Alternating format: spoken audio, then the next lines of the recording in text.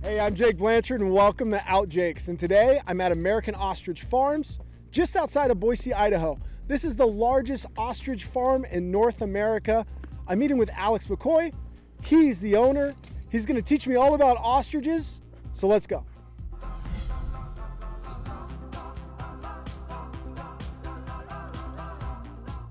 Alex is going to give us a tour of the facility, show us the lifespan of an ostrich, and give us an inside look at all the things that you can make from using the bird. Some you'd never expect. In typical OutJakes fashion, I'm told Alex has a special surprise for us. So let's go and meet him.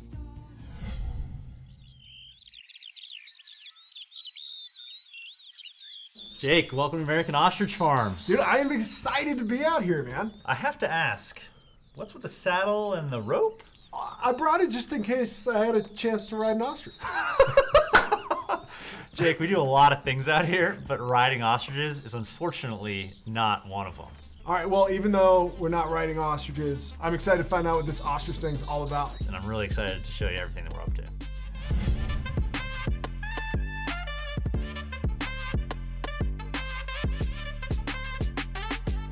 What are you doing out here in the middle of the desert outside of Boise, Idaho with a bunch of ostriches?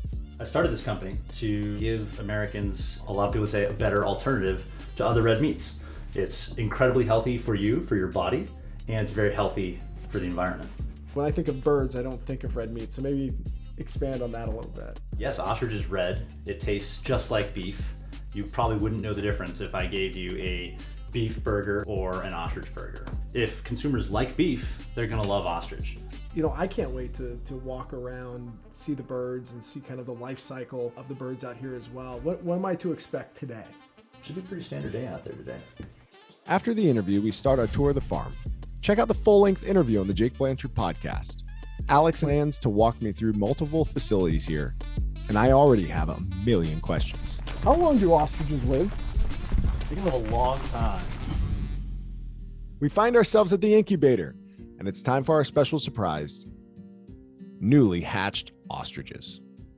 A look at the beginning stages of life. Number 20, it's nice to meet you. Like most of you, I'm overwhelmed with this newly hatched bird. I'm given a chance to inspect an ostrich in the process of hatching. Life finds a way.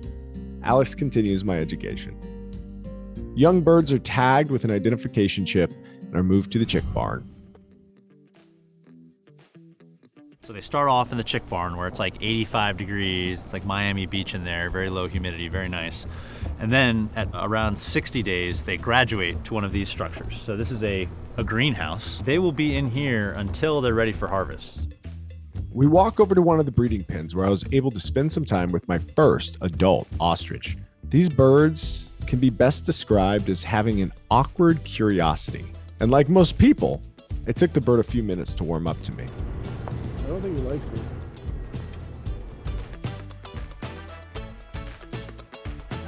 Okay, we have to keep moving along or I would stay here all day. Our last stop is a holding pen where the birds that aren't going to be focused on making the next generation hang out and live comfortably until their number is called for processing. Now, these guys seem a little more tense than the one that was just playing with me earlier. These guys are almost all males in this pen. They are mostly slaughter birds, but they're getting of a certain age that they're, ready to think about breeding. Oh, you're gonna be a good breeder, bud. You're tall too. How much capacity could this land take?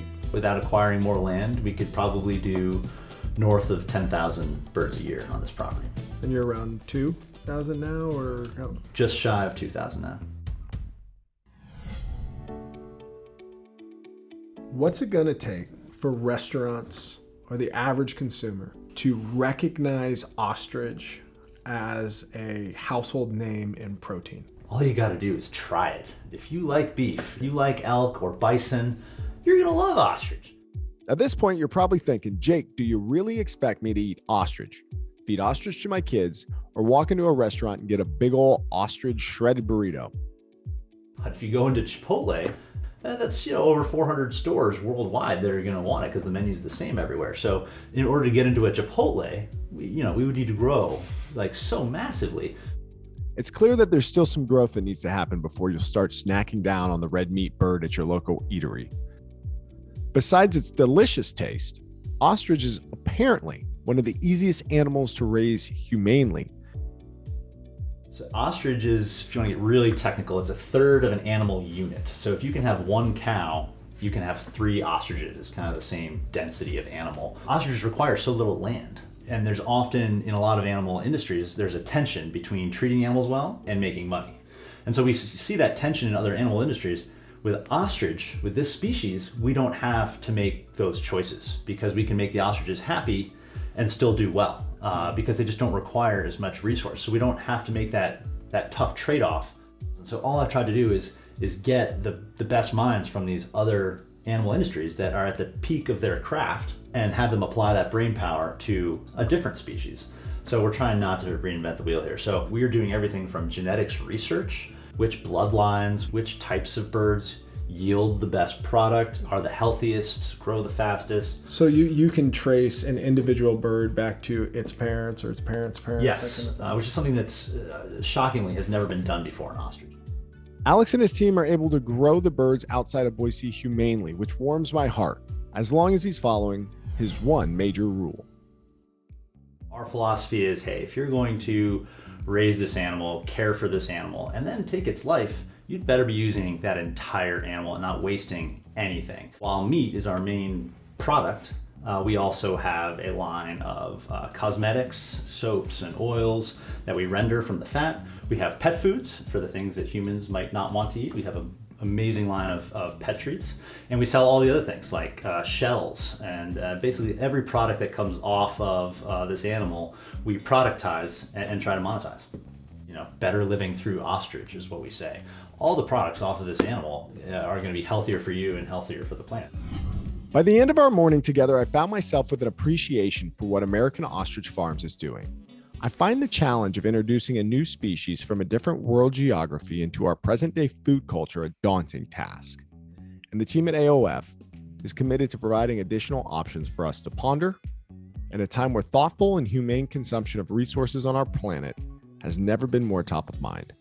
I can't thank Alex and his team enough for our time in the farms.